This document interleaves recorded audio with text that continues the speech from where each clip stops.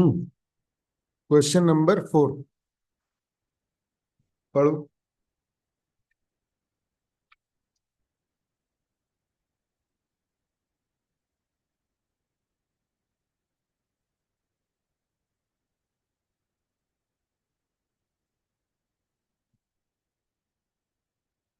भाई देखो, उसने एक मोटरसाइकिल खरीदी, ठीक है। बोला अच्छी कंडीशन में, थी नहीं। उसने बोला कि अच्छी कंडीशन में है, जबकि वो अच्छी कंडीशन में थी नहीं। अब क्या हुआ कि उसने कंप्लेन करी कि भैया ये तो गड़बड़ है, डिफेक्ट है इसमें तो जिसने बाइक बेची थी उसने बोला कि एक काम करते हैं, तो उधरवा के दे देते हैं, चलेगा। अब यहाँ सबसे मेन बात ये है कि जब उसने मिसरिप्रेजेंटेशन किया, जब उसने झूठ बोला कि बाइक जो है वो सही है ना, तो जैसे ही झूठ का पता चला तो वो बंदा क्या कर सकता था? कॉन्ट्रैक्ट कैंसिल कर सकता था। पर उसने किया क्या? नहीं, उसने कॉन्ट्रैक्ट कैंसिल नहीं किया। अब अगर उसने कॉन्ट्रैक्ट कैंसिल नहीं किया ना बेटा, तो क्या हुआ? एक्सेप्ट हो गया, कॉन्ट्रैक्ट वैलिड हो गया। अब जब उसने सुधरवा ली, उसके बाद दोबारा प्रॉब्लम निकली, तो अब वो कैंसिल नहीं कर पाएगा। उसको और दूसरी रेमेडी कुछ मिल जाएगी, बट कॉन्ट्रैक्ट कैंसिल वो नहीं कर पाएगा। देखो, कानून में ना, और मॉड्यूल में पर्टिकुलरली मैं बता रहा हूँ, प्रैक्टिकली कानून में कई सारे रास्ते होते हैं, आ रहा है समझ? क्योंकि प्रैक्टिकली जब हम चलते हैं तो अल्टीमेटली एंड तक पहुंचता है, न्याय होता है, जस्टिस होता है, जो भी होता है। क्लियर है? सवाल कई बार सिर्फ पर्टिकुलर बातें पूछता है। मैंने बताया था तुम लोगों को कि ये लोग कई बार बेवकूफी टाइप के आधे अधूरे पैचेस रहते हैं बस। तो अगर उसने सिर्फ इतना पूछा है कि क्या कॉन्ट्रैक्ट कैंसिल हो सकता है, तो तुम जस्टिस करने मत जा, चले जाओ कह रहे ये तो गलत हो रहा है, ये सही हो रहा है। पॉइंट समझ में आ रहा है? लीगली क्या वो कॉन्ट्रैक्ट कैंसिल कर सकता है? नहीं। सिर्फ यहां पर बात जो है ना बेटा, वो क्या कर दी गई है, खत्म। समझ गए? अब अगर इसने उसकी बात की होती, क्या कहते हैं, रेमेडी और इन सब की, तो अपन कर लेते। ये क्लियर है? या अपन कर भी सकते थे, पर इसमें एक पर्टिकुलर मैटर पे ही बात चल रही है कि भाई कॉन्ट्रैक्ट कैंसिल कर सकता है या नहीं कर सकता है। अब देखो इसका प्रेजेंटेशन किस तरीके का है। सबसे पहले इसमें क्या चल रहा है?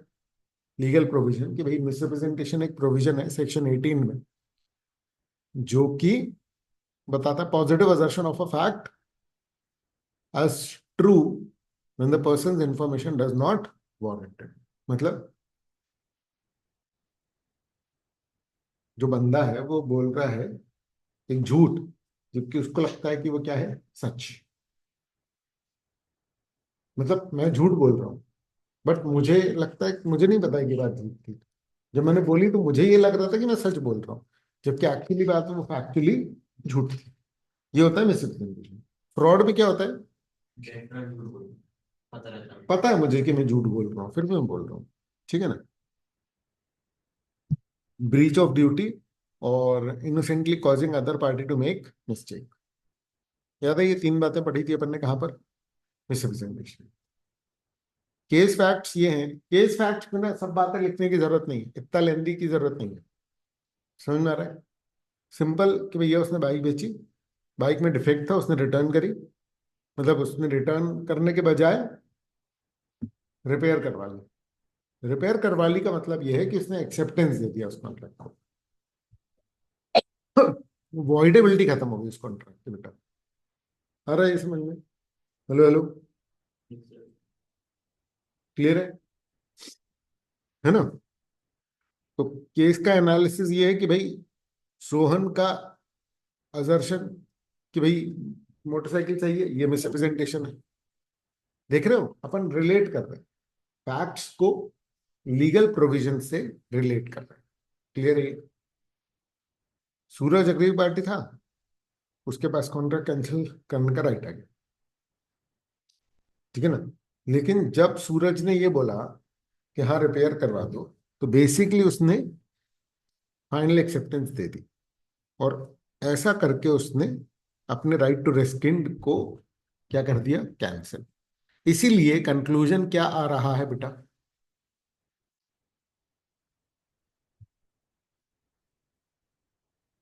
Suraj's ability to rescind depends on whether his action after discovering the misrepresentation constituted affirmation.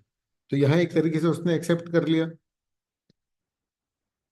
तो he may not be able to rescind it. बोलो बेटा, क्या ये क्लियर है? बोलो बोलो बोलो बोलो।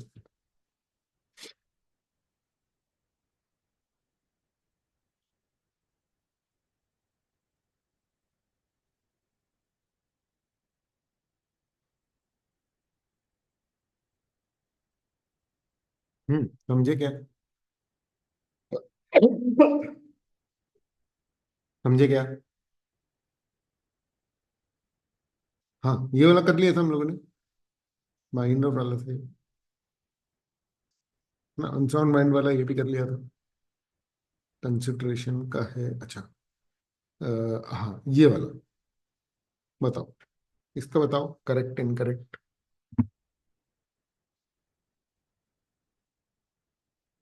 बताओ।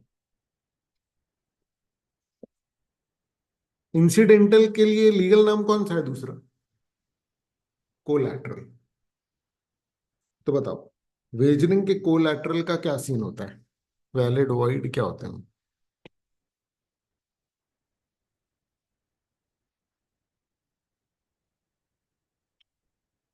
अरे बताओ भाई।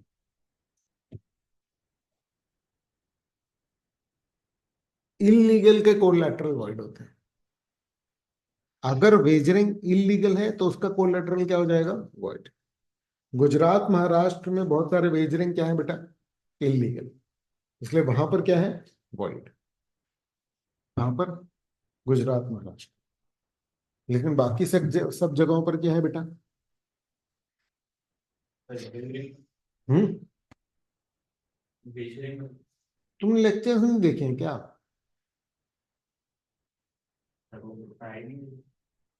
क्या बात कर रहे हो? ओके यार, वेजरिंग बहुत इंपॉर्टेंट है, ठीक है ना। चलो देख लेना एक बार, मैं लास्ट वाले बैच में भी ऐड कर दूंगा, अरे समझ लो, ठीक है ना। तो उसमें तुम्हें पूरे मिल ही जाएंगे, क्लियर है। लेकिन वेजरिंग जो है ना, पूरा टॉपिक है वो, तुमको पढ़ना ही पड़ेगा मतलब, ठीक है। चलो, इलीगल के कोलैटरल वॉइड होते हैं, लेकिन अगर सिर्फ वॉइड है, जैसे वेजरिंग सिर्फ वॉइड है अगर, तो उसका कोलैटरल क्या होगा, वैलिड। वैलिड। वॉइड कॉन्ट्रैक्ट का सपोर्टिव कॉन्ट्रैक्ट पे असर नहीं आता, इलीगल के सपोर्टिव पे असर आता है। जुर्म का सपोर्ट करने वाला भी वो होता है ना, बट कोई चीज सिर्फ मतलब कैंसिल है, उसका कोलैटरल नहीं होगा मतलब। ठीक है।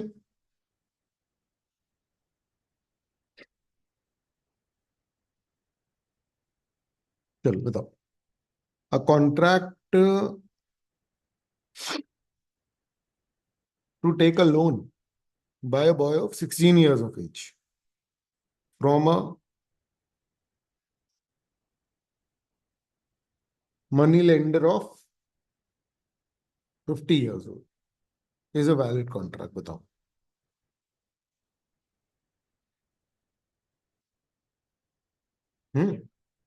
इनवैलिड होगा क्यों?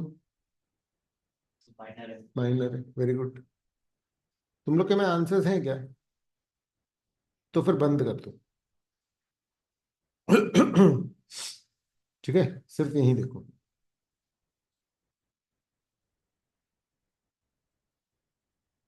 Person who is usually of sound mind but occasionally of unsound mind is unable to make a contract.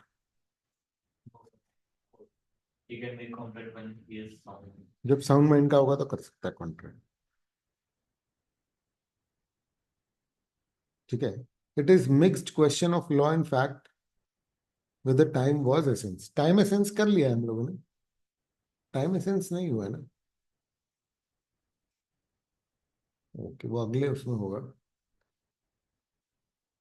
ठीक है, परफॉर्मेंस ऑफ कॉन्ट्रैक्ट नहीं।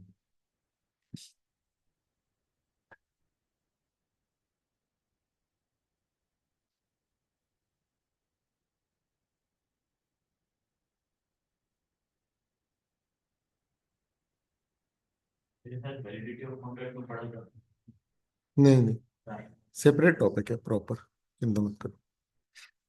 ठीक है ना, बहुत detail topic. State with reason whether the following statement is correct or incorrect. A minor cannot be appointed as an agent. हाँ, false. A minor can be appointed as an agent. ठीक बात है, ठीक है, कोई दिक्कत?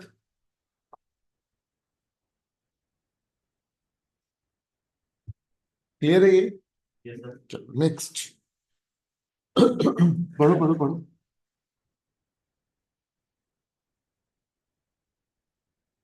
अरे एक मिनट, अच्छा नहीं।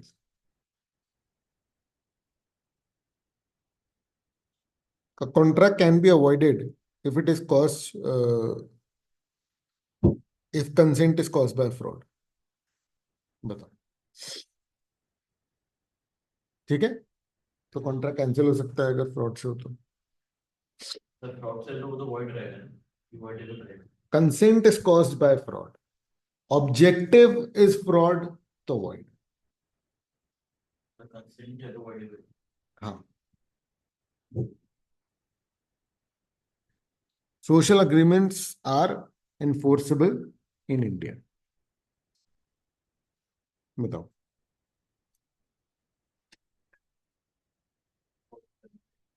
फॉल्स। आ रहा है समझ में?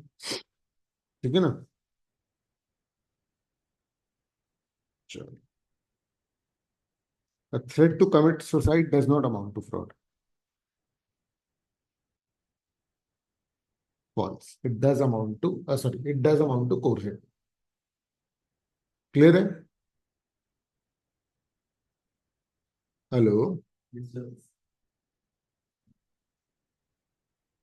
ठीक है, चलो। इंटेंशनल मिसरिप्रेजेंटेशन इज फ्रॉड, बताओ। True. A minor can never undertake a liability nor receive a benefit under a contract। ठीक है ना?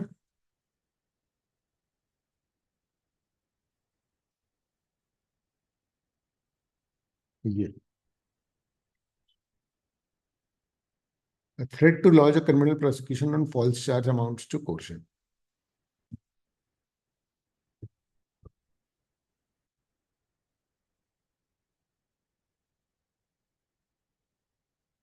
ट्रू, क्यों?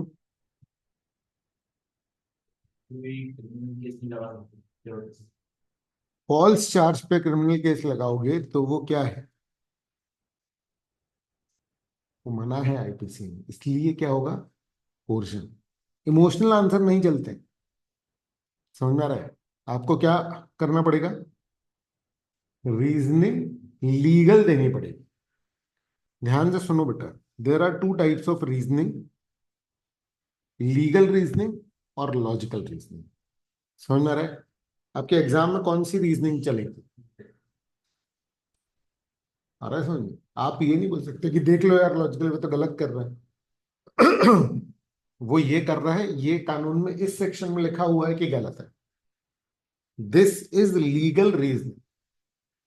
वो लॉजिकल भी होगी, बट कानून इतने ज्यादा इंटेलिजेंट लोग और वो सब बनाते हैं, समझ में रहे, एक्सपीरियंस्ड लोग जिन्होंने बहुत वैरायटी ऑफ केसेस देखे होते हैं। ऐसे में होता ये है कि आम लोग उतने लॉजिक्स नहीं पकड़ सकते जितने की पकड़ करके उन्होंने लॉ बनाया हो। आ रहा है समझ में? ठीक है ना? देखो, सबसे मेन ये है कि तुमको इनकी इंटेलिजेंस एक्सपीरियंस पर ट्रस्ट करना पड़ेगा। इससे क्या होगा कि यू विल बी ओपन कि हाँ यार ये बातें करेक्ट लॉजिकली भी होंगी, अभी हम मान लेते हैं। जब तक कुछ चीजें ऐसी होती है ना जिसके लिए जब तक आप एक्सपीरियंस नहीं गेन करोगे, ऐसी सिचुएशंस नहीं देखोगे, तब तक यू विल नॉट अंडरस्टैंड कि क्या होता है। आ रहा है ये समझ में? ठीक है ना? इसलिए ध्यान रखना बेटा। तो ये होगा क्वेश्चन। क्लियर है? आपको कौन सी रीजनिंग देनी है बेटा?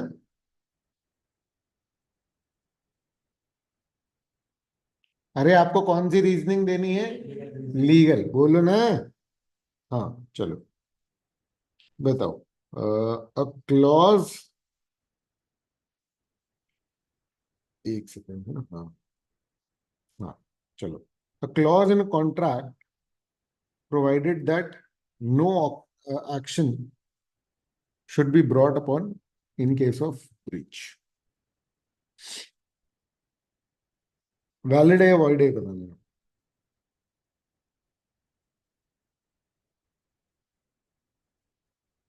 विद रीजन लिखा हुआ है ना।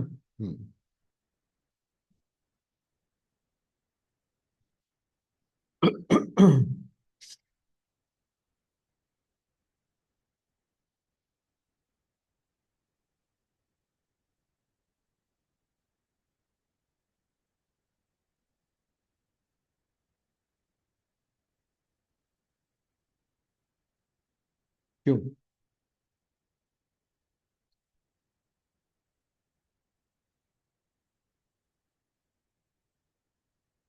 हम्म।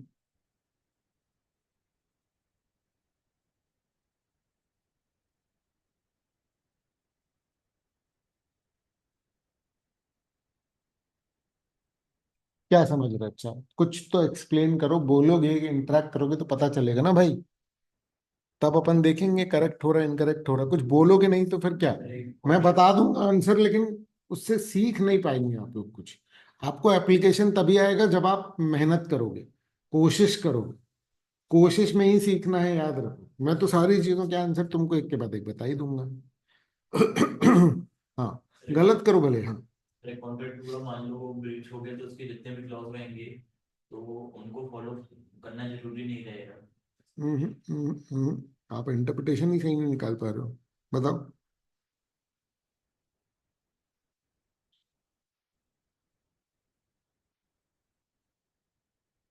इंग्लिश वो लीगल छोड़ो, पहले इस लाइन का ही मीनिंग बताओ, क्या पूछ क्या रहा है?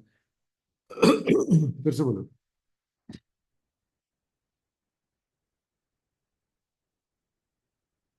कॉन्ट्रैक्ट के जितने भी क्लॉज रहेंगे मान लो कोई कॉन्ट्रैक्ट ब्रीच हो गया तो वो फॉलो नहीं होंगे, नो एक्शन। हम्म।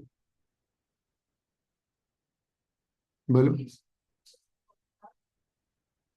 हिंदी में बताओ। हाँ चलो ठीक है, in case of breach of contract, हाँ। नहीं करवाएंगे। देखो, थोड़ा तो तुमको अपने शब्दों में बनाना पड़ेगा ना। तुम इंग्लिश के उसको बस दो पार्ट में तोड़ रहे हो, आंसर तो सही हो जाएगा ना। तुम फैला रहे हो ही नहीं उसको। आपको लग रहा है नहीं नहीं, मैं ये कह रहा हूँ कि तुम वही वर्ड्स यूज कर रहे हो ऑलमोस्ट। तुम्हारा आंसर सही है, बट मैं ये समझ पाने में असमर्थ हूं कि तुमसे वो सच में बनता है कि नहीं बनता। नहीं, ये मुझे ऐसे पता चलेगा जब तुम उसका उसको और डिटेल में एक्सप्लेन करोगे कि इसका मतलब ये है, ऐसा ऐसा ऐसा ऐसा ऐसा। हाँ।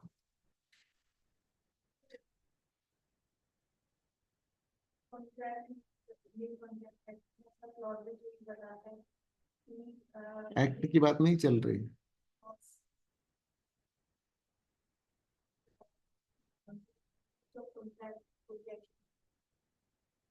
देखो, सुनो ध्यान से। अगर दो लोगों ने, तुम बताना चाहती हो?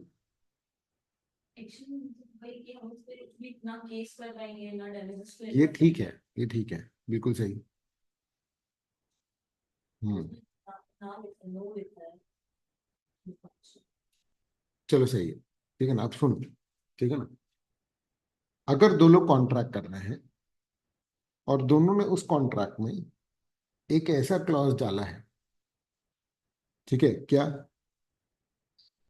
कि भाई अगर तुमने इस कॉन्ट्रैक्ट को तोड़ा तो हम तुम पर कोई केस नहीं कर पाएंगे, तुमने कॉन्ट्रैक्ट तोड़ा तो हम तुम पर कोई केस नहीं कर पाएंगे, हमने तोड़ा तो तुम हम पर कोई केस नहीं कर पाओगे। ये क्लॉज डाला है हमने किसमें, कॉन्ट्रैक्ट।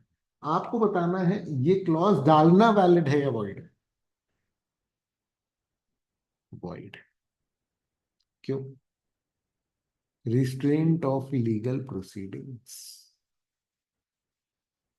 समझ पा रहे हो आप? यस। आंसरिंग का पैटर्न समझ पा रहे हो? आप किसी को भी लीगल एक्शन लेने से रोक नहीं सकते हैं। अगर आपने किसी को भी लीगल एक्शन लेने से रोका तो क्या हो जाएगा बेटा? फ्रीलांसर से ऐसा एग्रीमेंट कर रहे थे। यही तो पॉइंट है ना। हमने फ्री कंसेंट से कोई किसी का गुलाम बन सकता है? फ्री कंसेंट से कोई ये वाली बात अग्री कर सकता है कि हाँ हम जीवन भर शादी नहीं करेंगे? यहाँ फ्री कंसेंट जो है ना, उसको भी अलग कर दिया है, भैया हम तुम्हारा भला करेंगे तुम्हारी इच्छाओं के विरुद्ध। तुम खुद चाह के भी अपना बुरा नहीं कर पाओगे, ये है कुछ प्रोविजंस का मीनिंग। पॉइंट समझो, ठीक है। कुछ चीजें ऐसी हैं, अब जैसे मान लो कि किसी व्यक्ति ने 100 रुपए में अपना घर बेच दिया। समझ में आ रहा है? अब कानून ये अगर ये इसमें चेक करेगा ना कि भैया ये होशो हवास में किया कि नहीं किया और ये सारा कुछ, और फिर वो वैलिड हो जाएगा, कोई दिक्कत नहीं। पॉइंट समझ में आ रहा है? क्योंकि इसके लिए क्लॉज है। पर अगर तुमने किसी को बिजनेस से रोकने का कॉन्ट्रैक्ट किया तो भले ही उसने अग्री कर लिया, ये वॉइड ही है, क्योंकि ये ह्यूमन राइट्स के अगेंस्ट चला जा रहा है ना। इसलिए कुछ चीजों को कॉन्स्टिट्यूशन में डाला हुआ है। और कॉन्स्टिट्यूशन जो है वो एंड्रॉइड जैसा है, iOS जैसा है, जिससे सारे कानून चलते हैं। सारे कानून अलग अलग एप्लीकेशन, कोई भी ऐप एंड्रॉइड से कोई भी लफड़ा नहीं ले सकता। इसलिए किसी भी कानून में अगर कोई भी बात लिखी है जो कॉन्स्टिट्यूशन के अगेंस्ट चलेगी तो वो वॉइड है। इसलिए ये क्या है, वॉइड। कि हम किसी को उसका लीगल अधिकार यूज करने से ही क्या कर रहे हैं, वंचित कर दे रहे, दिस इज रॉन्ग। हाँ। तो जैसे किसी को बिजनेस करने से मना कर रहे हैं, कुछ हम्म पैसे देंगे, जैसे हम्म 2 लाख रुपए ले लिए बिजनेस हम्म करने, हम्म हम्म, हम्म, तो कॉन्ट्रैक्ट तो वॉइड है की वैलिड, वॉइड। लेकिन सामने वाले ने पैसे दिए। अरे भैया मेरे, समझो, यही बोल रहा हूं मैं कि आप अग्रीमेंट करके, तुमने क्लासेस मिस नहीं करनी चाहिए तुमको। अब से क्लास एक भी मिस मत करना, और मिस करो तो या तो फिर तुम लाइव देख लो। ये पूरा जो है ना, ये पूरा कॉन्फिडेंस भी तोड़ देता है तुम्हारा मेरा दोनों का। तुम बहुत अच्छे हो पढ़ने में, पर अब देखो ये सब वही सवाल है जो कि अपन लोग कर चुके हैं। ठीक है, मुझे दोबारा बताने में कोई समस्या नहीं है। समस्या इस बात में है कि तुमने इसको एक बार भी नहीं पढ़ा। और मैं पैचेस में नहीं बताना चाहता हूँ, क्योंकि अगर तुमने पैचेस में कुछ भी सुना उसका फुल डिस्कशन जरूरी है, क्योंकि इसमें बहुत सारे इफ बट लगे हुए हैं, बहुत सारे एक्सेप्शंस हैं। जब तक तुम उसका फुल लेक्चर नहीं करोगे you will not have the understanding of overall topic. ठीक है, अभी मैं बता दे रहा हूं कि हाँ ऐसा अग्रीमेंट करना इनवैलिड है, but this is not the full discussion. ना ही मैं उस फुल डिस्कशन को अभी मैं कर सकता हूँ, तुमको उसके लिए लेक्चर देखना ही पड़ेगा। क्लियर है ये? है ना? चलो, तो अभी सिर्फ agreement in restraint of legal proceedings की हम बात करें तो पॉइंट क्या है कि अगर क्या हुआ, कोई भी एग्रीमेंट किया है जो लीगल प्रोविजंस के रिस्ट्रिक्शन ऑफ लीगल प्रोसीडिंग, तो ऐसा अग्रीमेंट आप नहीं कर सकते, वो पॉइंट है। चलो, सेकंड वाला देखो क्या है। Where two courts have jurisdiction to try a suit, and an agreement between the parties that the suit should be filed in one of those court alone and not in the other। ये भी रोक रहे हो आप। अब बताओ ये valid है कि नहीं है?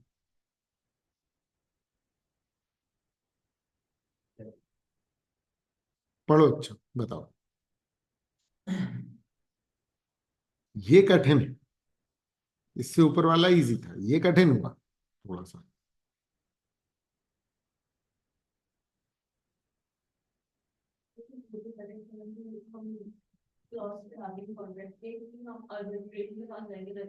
बिल्कुल सही, सही दिशा में सोच रही हो तुम।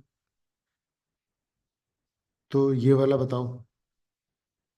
यहाँ मैटर है कि दो अलग अलग कोर्ट में जा सकता है जुरिस्डिक्शन के बेस पर। तो आप बोल रहे हो कि यहीं पर होगा, दूसरे में नहीं होगा।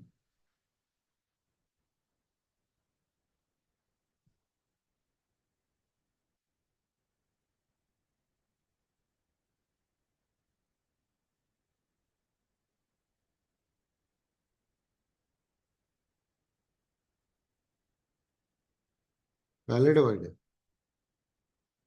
ये वैलिड है। क्योंकि यहाँ आप किसी के लीगल अधिकारों को रोक नहीं रहे हैं, सिर्फ डाइवर्ट कर रहे हैं।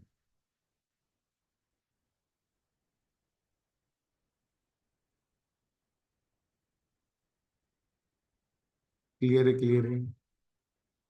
बताइए बताइए। हम्म।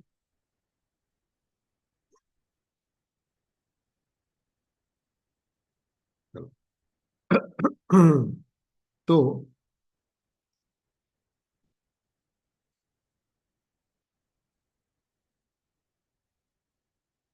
ठीक है, क्लियर है ये। इसलिए आमतौर पर आप हमेशा प्रोडक्ट या कोई भी देखेंगे, उसमें लिखा होता है, जहां वो बना है ना, all disputes are subject to the courts of Mumbai jurisdiction, Mangalore jurisdiction. क्योंकि नॉर्मली क्या है, आपने जहाँ खरीदा, आप वहीं केस करोगे। तो बोल रहे हैं, नहीं, मुंबई आके केस लड़ना पड़ेगा। ये बहुत समस्या है। ठीक है ना, इसका कुछ नहीं हो सकता। चलो तीसरा। एक फिजिशियन सर्जन है, उसने असिस्टेंट को बोला 75,000 रुपये महीने देंगे 2 साल के लिए, और तुम एज ए सर्जन प्रैक्टिस मत करना इन 2 सालों में। अब बताओ, किसी को बिजनेस करने से रोक रहा है, वॉइड है वैलिड है? क्यों वैलिड है?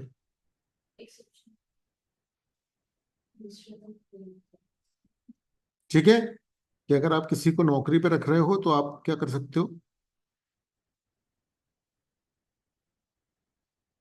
रोक सकते हो। बोले बेटा, ठीक बात है। क्लियर है, क्लियर है। यस।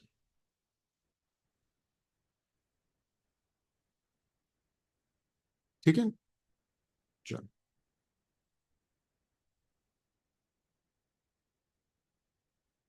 अब आया short notes on capacity of the party to contract. कर पाओगे इसको? क्या क्या लिखोगे?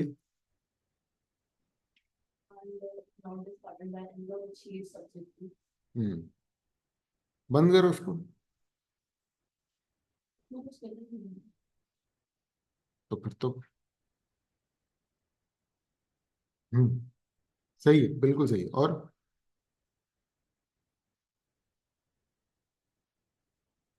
इन तीनों को एक्सप्लेन करते हैं, बहुत सारी इंडिविजुअल बातें उसको करेंगे अपन। बोलो, क्लियर बात है ये? ठीक है, देख लो एक बार।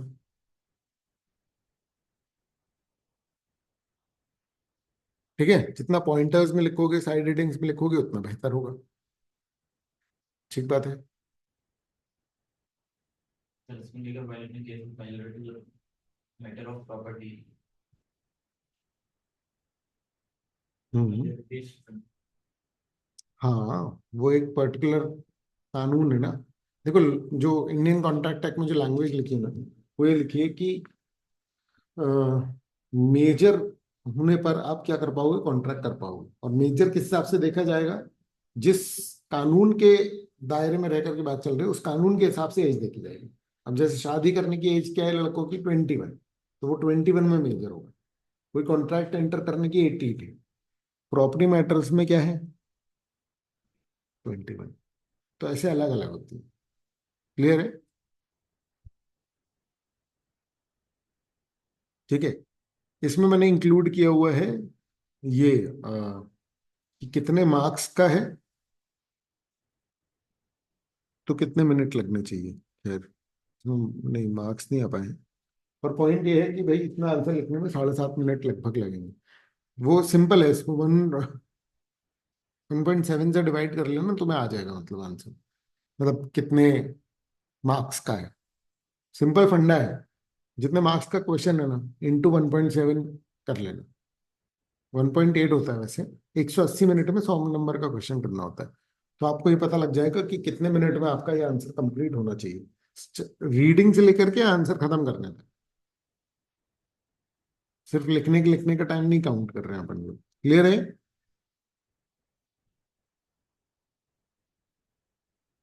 चलो,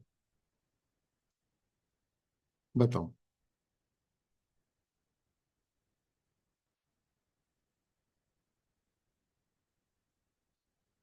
ठीक है। इससे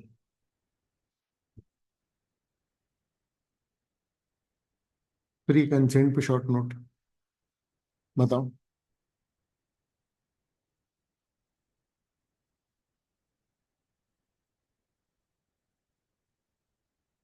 बोलो बोलो।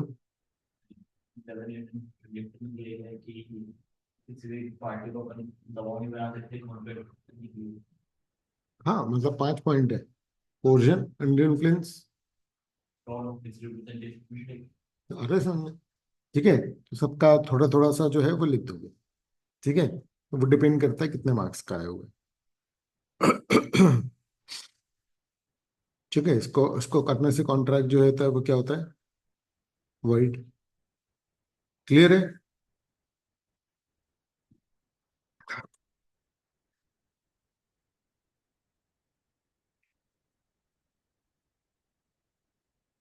चलो, mere silence to facts does not amount to fraud, बताओ।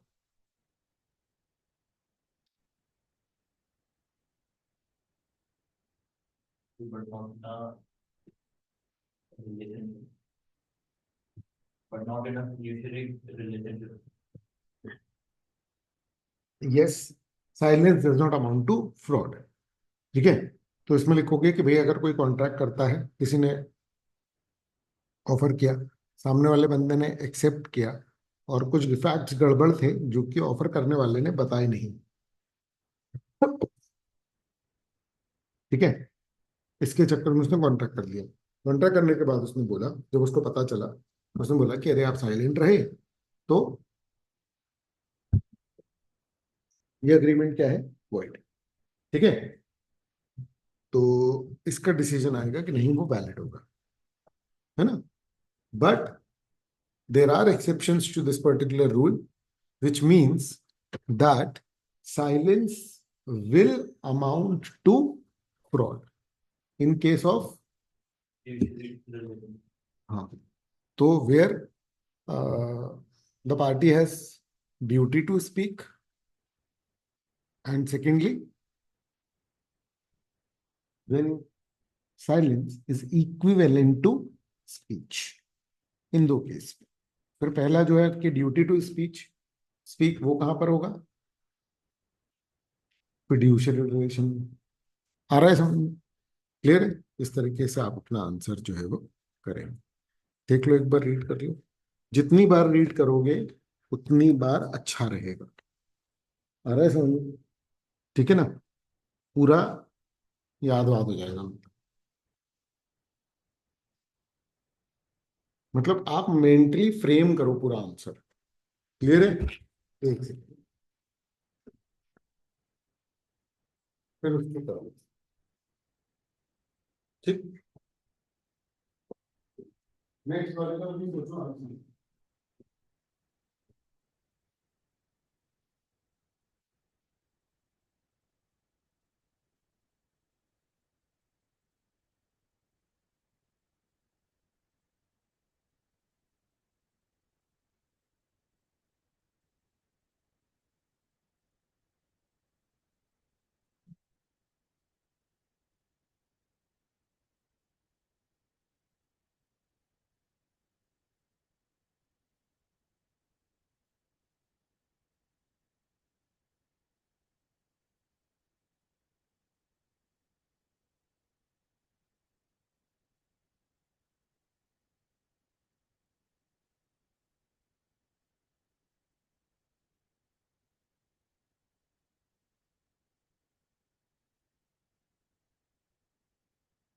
हाँ,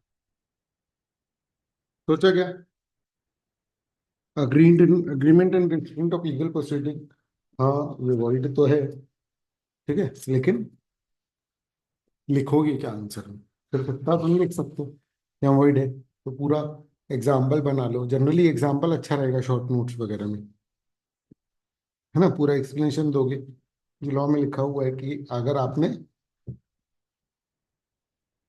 इस तरीके से अधिकार छीनने की कोशिश की कि सामने वाला कोई केस ही नहीं कर पाएगा, तो इस तरीके का अग्रीमेंट जो होता है बेटा वो, है ना। ठीक लेकिन है। जो void initio रहता है शुरू से void। हाँ हाँ, लेकिन हाँ कुछ एक्सेप्शंस हैं कि अगर आप आर्बिट्रेशन की तरफ जा रहे हो तो इट्स फाइन, कोई प्रॉब्लम नहीं है। अरे सुन, write short note on coercion, ये कर लोगे, है ना। तो पहले आप कोर्जन को एक्सप्लेन करेंगे कि एज पर सेक्शन 15 कोर्जन क्या है? कमिटिंग और threatening to commit any act which is forbidden in IPC, ठीक है। Any such action to obtain the acceptance of a contract makes the contract voidable at the option of the party whose consent was so caused by such coercion. All right, clear? And then that particular party can cancel the contract, and the party which is eligible to cancel the contract has to do it within a reasonable time. If he does not do so, then the contract will remain valid. आ रहा है समझ में? ठीक है, ठीक है। फिर coercion में क्या लिखोगे? कॉन्ट्रैक्ट बिकम्स वॉइडेबल, फिर एक पार्टी के पास ऑप्शन आ जाता है right to avoid the contract, यही है इफेक्ट्स। एक हो गया मीनिंग, एक हो गया इफेक्ट्स। क्लियर है? Time required 7.5 minute. जब तक आप लिखेंगे नहीं तब तक आप नहीं सीख पाएंगे। समझ में आ रही है बात? ठीक है। मुझे ये सब इसलिए याद हो गया है क्योंकि मैं साल में 2 बार पढ़ता हूँ, है ना, 15-20 साल से, इसलिए। क्लियर है? बट तुमको एक साल में इसको 15-20 बार पढ़ना पड़ेगा। आ रहा है समझ? एक साल ज्यादा बोल दिया, ठीक है। 2 महीने में। चलो, when is an agreement to in restraint of trade valid? अब देखो सीधे एक्सेप्शंस पूछ रहा है, तो पहले लिखो कि भैया जनरली रिस्ट्रेंट ऑफ ट्रेड जो होता है वो क्या होता है? Invalid, point. फिर क्या लिखोगे? But there are exceptions. तो सेल ऑफ गुडविल है, पार्टनरशिप है, अरे समझ, ठीक है, और सर्विस, है ना, कॉन्ट्रैक्ट्स, वो रिस्ट्रेंट वाइल इन सर्विस। तो उसमें अगर मान लो किसी एम्प्लॉय को आप बोलते हो कि भाई अभी आप कॉन्ट्रैक्ट, अभी आप क्या ये जो है नहीं कर सकते, तो ये चल जाए। क्लियर है ये?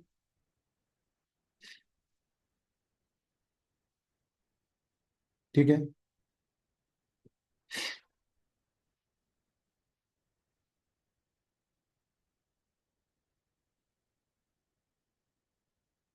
हाँ, आउटगोइंग पार्टनर वाला भी था।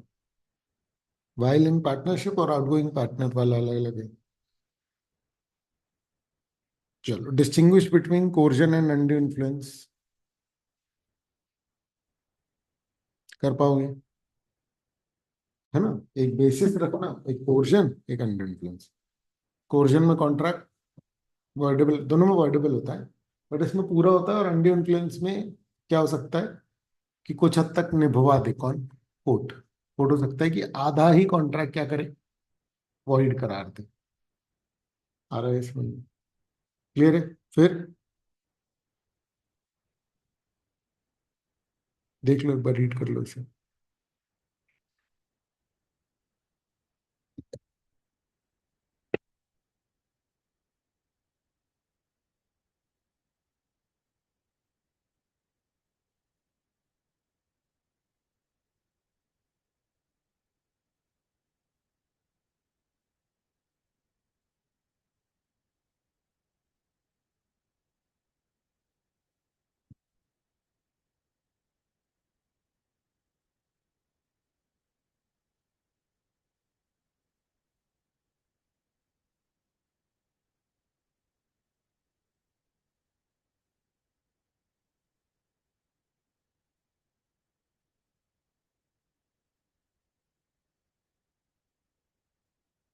तो उसमें लिखा था act of unveil may not be punishable. Hmm. Korean तो आईपीसी से आता है ना। आईपीसी में जो एक्शन होते हैं वो तो पनिशेबल होते हैं। अंडर इन्फ्लुएंस पनिशेबल थोड़ी होता है, सिर्फ कॉन्ट्रैक्ट कैंसिल करता है।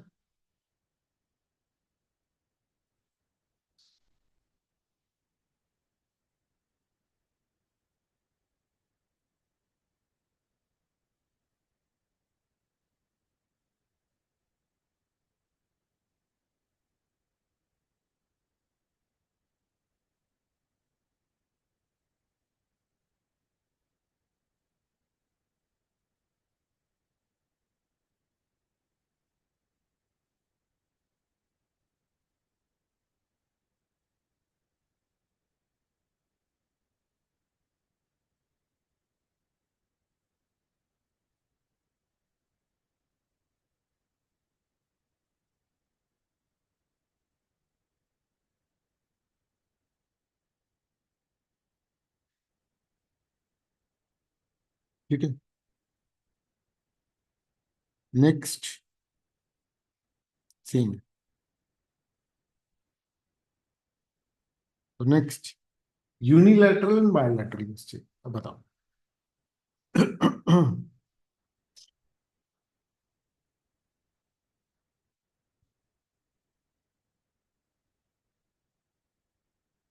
बताओ बताओ।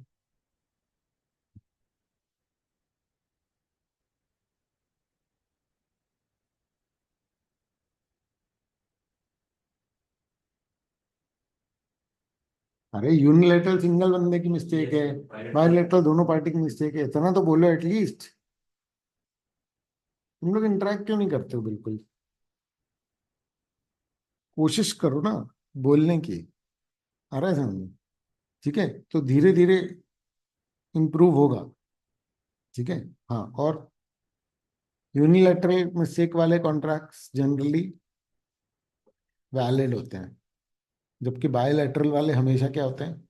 वॉइड। यूनिलैटरल वाले इनवैलिड तभी होते हैं जब बहुत पर्टिकुलर चीज के कारण मिस्टेक हुई हो। ठीक है ना?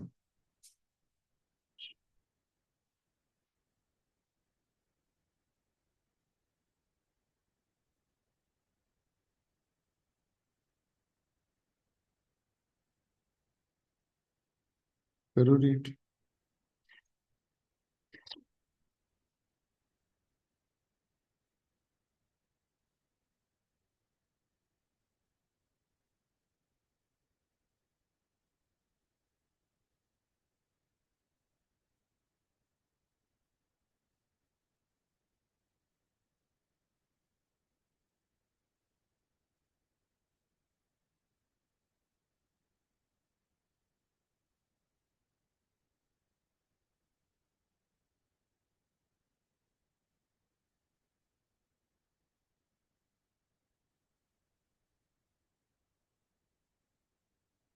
हो गया।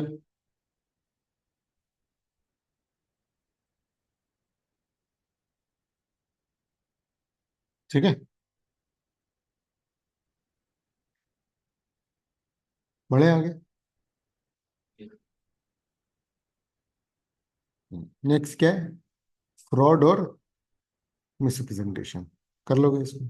क्या क्या होगा? तो इंटेंशनली होता है। इंटेंशनल होता है, मिसरिप्रेजेंटेशन अनइंटेंशनल होता है, और फ्रॉड पनिशेबल होता है, मिसरिप्रेजेंटेशन पनिशेबल नहीं होता। फिर फ्रॉड में डैमेजेस क्लेम हो डैमेजेस सकते हैं के मिसरिप्रेजेंटेशन में। ठीक है, और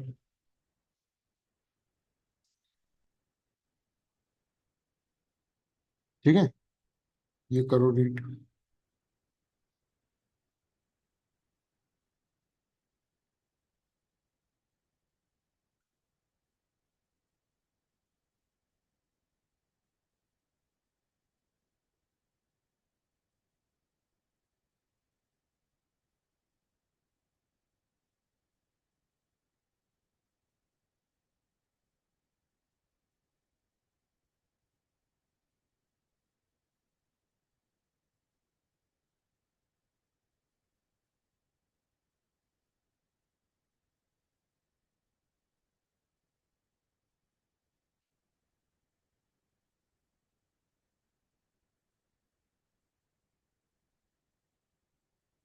ठीक है।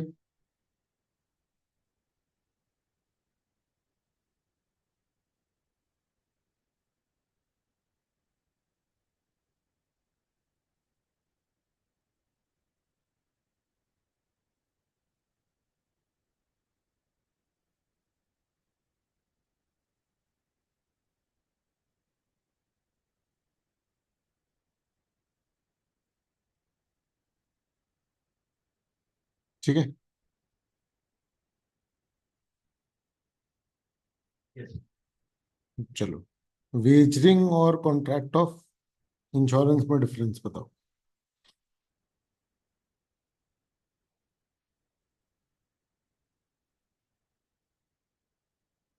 हम्म। बिल्कुल सही। और वेजरिंग में एक जीतता है, एक हारता है, जबकि सोशल सिक्योरिटी के लिए है। वेजरिंग सोशल सिक्योरिटी के लिए नहीं है। मतलब इंश्योरेंस प्रोटेक्टिव है, सोसाइटी के लिए, जबकि वेजरिंग अनप्रोडक्टिव है। क्लियर है? ठीक है। रीड करो फटाफट से।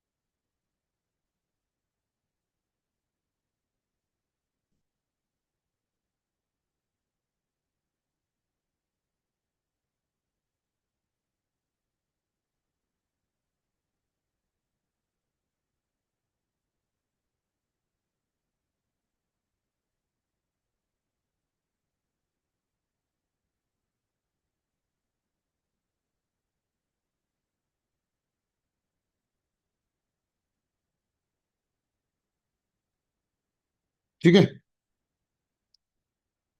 A minor is liable to pay the necessaries of life supplied to him। जो भी आंसर है ना, पहले अपने आप से क्वेश्चन पढ़ करके यू हैव टू थिंक कि क्या क्या लिखना है। ये लिख देंगे, ये लिख देंगे, ये लिख देंगे। Then you will have to read the answer, इसमें क्या क्या है, क्या क्या मिस हो गया आंसर सोचने में। आ रहा है समझ में? That way you will build your memory.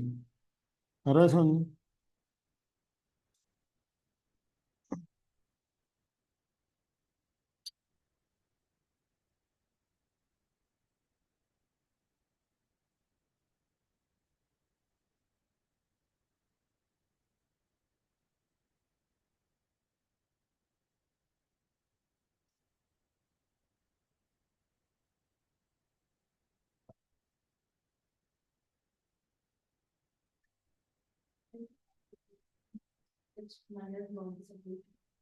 मतलब माइनर को तुमने नेसेसरी दी, या माइनर पे जो डिपेंडेंट है उसको नेसेसरीज दी? 15 साल का माइनर है, 4 साल का उसका छोटा भाई, उसको नेसेसरीज दी तो भाई लायबल रहेगा। समझे?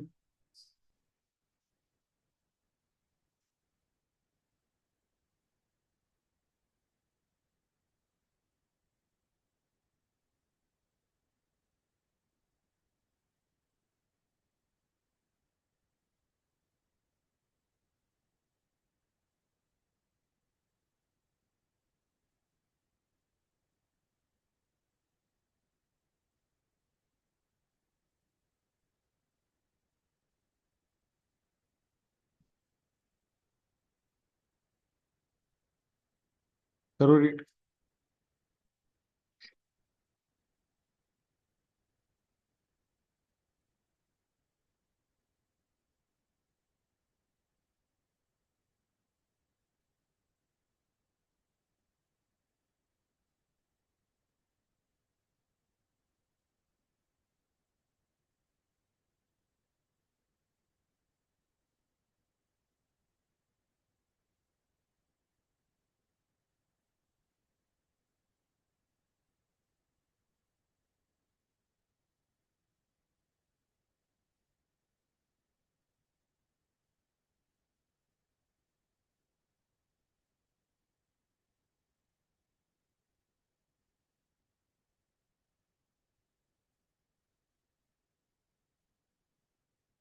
पढ़ा? हम्म। चलो, explain the term fraud.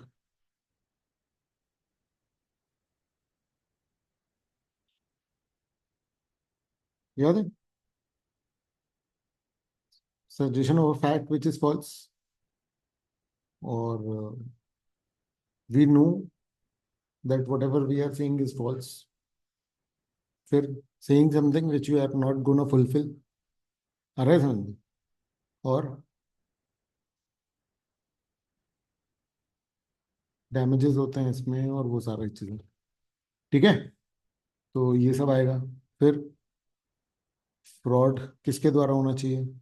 Person के ही द्वारा।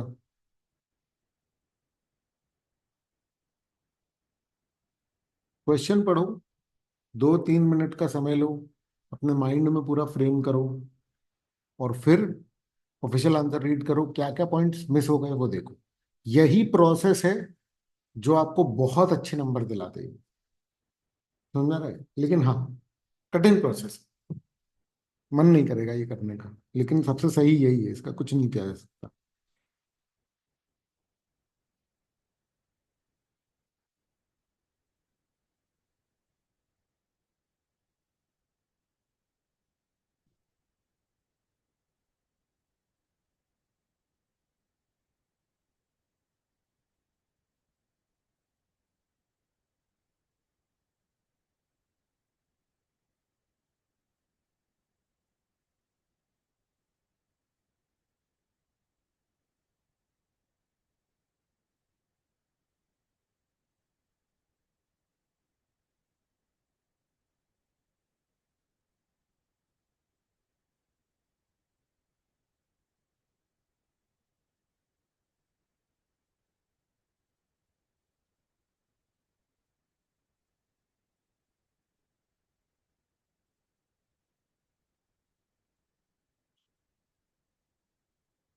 हम्म।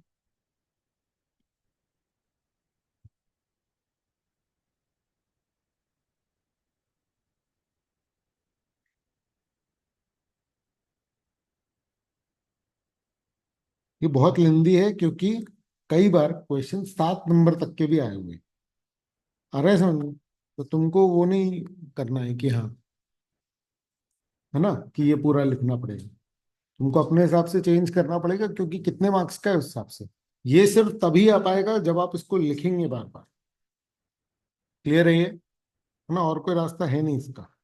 चलो, a minor can always plead minority, याद है ये वाला? बताओ।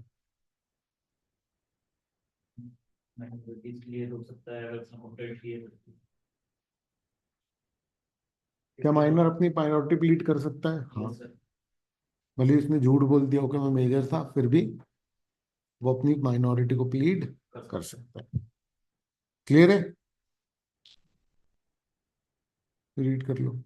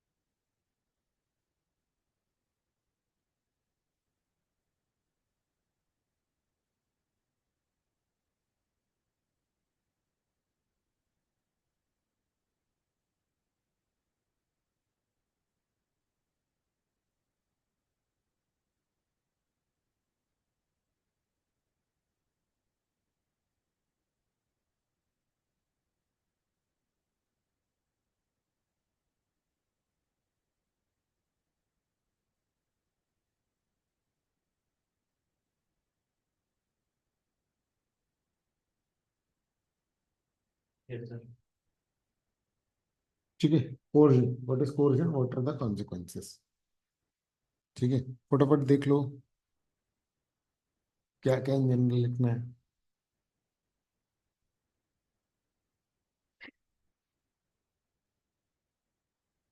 देखो मैं तुम्हारे साथ प्रोसेस कर रहा हूँ। मैंने एक्चुअली में पास्ट में देखा है, मैं ये नहीं कर रहा था पहले।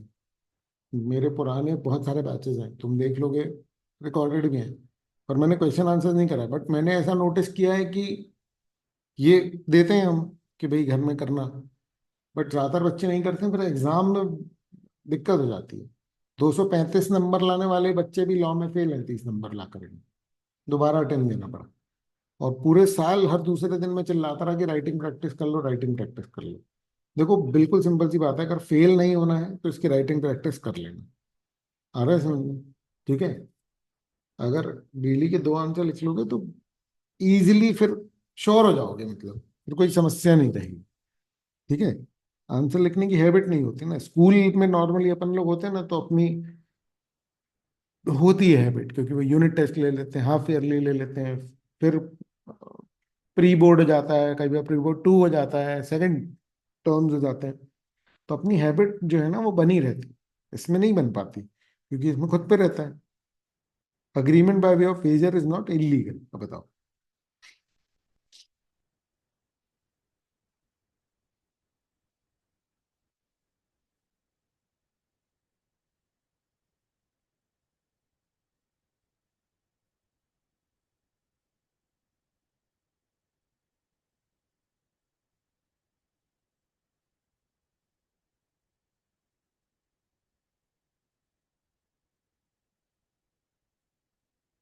हम्म। बताओ होते हैं इलीगल या नहीं?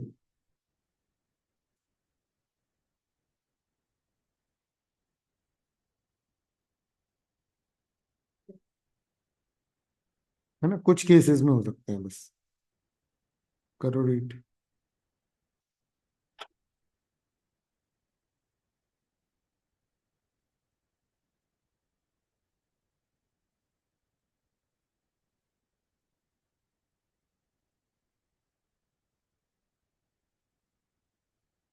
हो गया ये? क्या हो गया तुम्हें? हम्म, नींद आ रही है? हम्म। हेड डाउन कर लो। ठीक है। मैथ्स कर रही हो रात भर बैठ के? नींद पूरी होनी जरूरी है। 5-6 घंटे की नींद नहीं होगी तो फिर माइंड सही ढंग से फंक्शन नहीं करेगा। यहाँ से 3 बज जाते हैं, जैसे खाना मेरा 4, तो पढ़ने बैठे उसके बाद फिर हिंदी भी पढ़ना है, 12 का भी पढ़ना है। तुम 12th का पढ़ो ना, तुम ये वाला उतना मत ध्यान दो, जितना टाइम मिल रहा है उसमें पढ़ो। समझ में आ रहा है? देखो मैं इसलिए बोल रहा हूँ, टाइम निकालने के चक्कर में अगर मान लो कि तुम एग्जॉस्ट करोगे तो अल्टीमेटली 3 से 4 दिन के बाद, एक हफ्ते के बाद फिर बॉडी जवाब दे जाएगी। तो फिर तो फिर बेटा, तो फिर तो बहुत जरूरी है नींद। आ रहा है समझ में? तुम मत एग्जॉस्ट करो अपने आप को इस तरीके से, क्योंकि फिर पेपर के दिन तबीयत खराब हुई तो फिर क्या करोगे बताओ। भाई हमको पता है ना कि भाई पेपर देना है, तुम कैसे ऐसा कर सकते हो? समझो, जो नॉर्मल रिक्वायरमेंट है कि भैया इतनी नींद चाहिए चाहिए, उसको एकदम ऐसे मत करो। ठीक है। कम नींद में अपन एडजस्ट थोड़ा कर लेते हैं, लगातार नहीं कर पाएंगे भाई, हमारी बॉडी वैसे बनी नहीं है। ये मत समझो कि नींद टाइम वेस्ट है, उसको भाई प्रॉपर करना पड़ेगा। एक्सेसिव नहीं होनी चाहिए लेकिन कम भी नहीं होनी चाहिए भाई। है कि नहीं? चलो।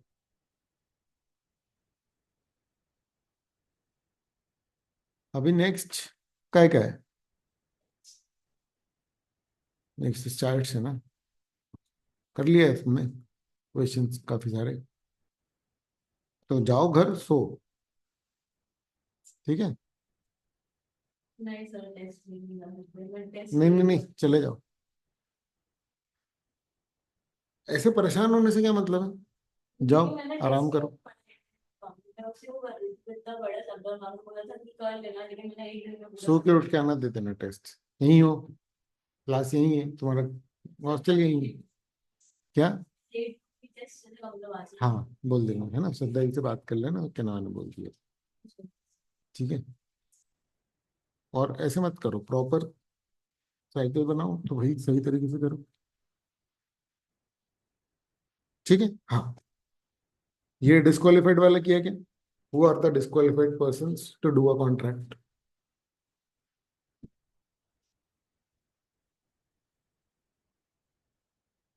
अरे ये कर चुके हैं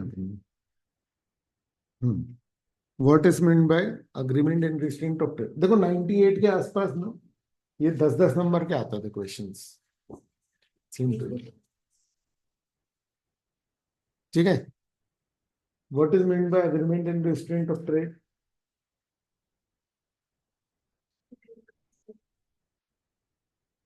है ना? और क्या क्या लिखोगे?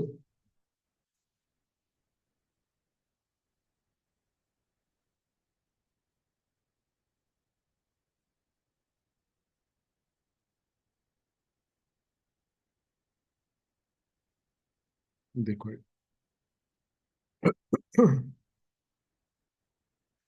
खोल लो, नोट्स खोल लो।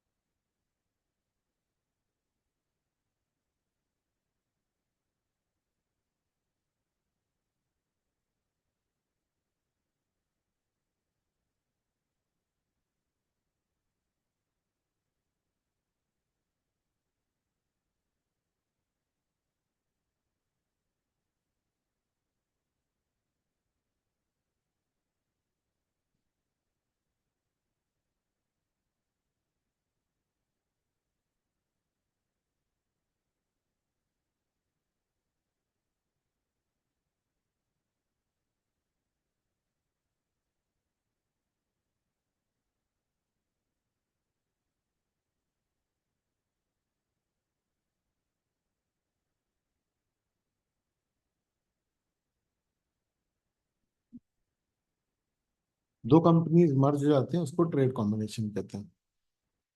तो वो जो मर्जर है वो मना है, वो रिस्ट्रेंट ऑफ ट्रेड है। समझ में आ रहा है? मतलब सॉरी, वो वाला रिस्ट्रेंट ऑफ ट्रेड अलाउड है। क्यों? क्योंकि वो मोनोपोली क्रिएट होने से रोक रहा है। ठीक है, हम मोनोपोली क्रिएट नहीं होने देंगे। ठीक है,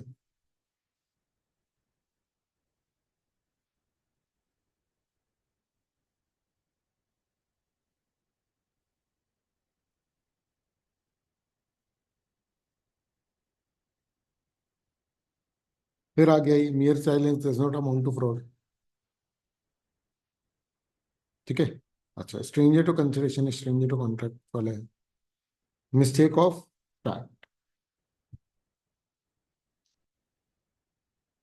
कर पाओगे मिस्टेक ऑफ फैक्ट?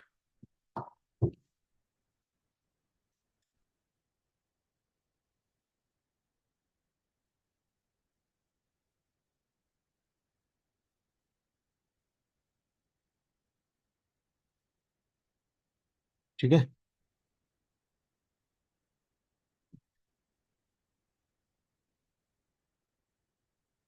चलो बस करें क्या? देखो, मैंने आज की पूरी क्लास में आगे नहीं बढ़ाया है कोर्स। आ रहा है समझ में? ठीक है, सिर्फ ये इंश्योर करने के लिए कि तुम लोग क्वेश्चन आंसर्स पढ़ो। अब मुझे बताओ कि ये कंटिन्यू करना है कि सच में घर में पढ़ लोगे? मतलब ये बहुत जरूरी है तुम्हारे ही पास होने के लिए, बट मतलब प्योरली सिर्फ तुम्हारा भला है, भला है मतलब। ठीक है, तो इस पे टेस्ट मल्टीपल अपन क्रिएट कर लेंगे। ठीक है।